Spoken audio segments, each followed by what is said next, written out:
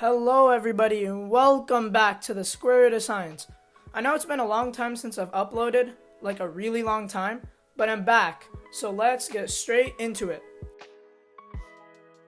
So this video is going to be about neutron stars. Now, a lot of you have probably heard of neutron stars. They're the most dense objects in the universe, other than black holes. And just to visualize how dense they are, if you were to hold a spoon of neutron star matter in your hand, it would feel as if you were holding the entire weight of Mount Everest.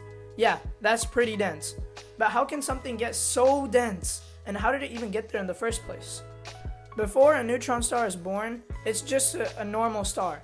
But not just any normal star, it's a red supergiant. Red supergiants are stars that are thousands of times larger than our sun and millions of times brighter. If the sun was as bright as a candle flame, a red supergiant can get as bright as the sun right now. These stars also use nuclear fusion just like our sun, but because they are bigger and more massive, their process of fusion is a little bit different. The red supergiant starts with normal hydrogen atoms fusing into helium atoms, and this goes on until all the hydrogen is exhausted. Gravity compresses the star because there's no outward force from the core, and which heats the star up. This triggers the helium to fuse and make carbon atoms. So this is the next level of nuclear fusion.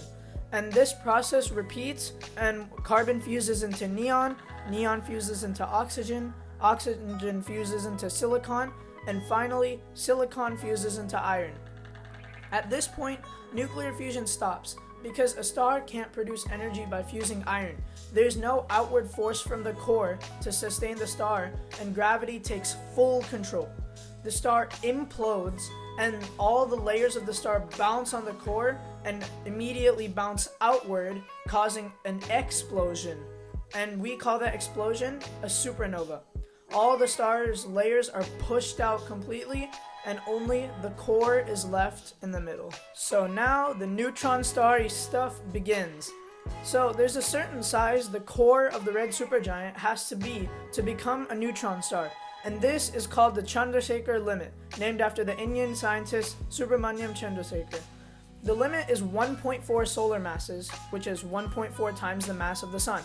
If this limit is passed, then the core of the star is massive enough to get crushed more and more by the pressure of gravity.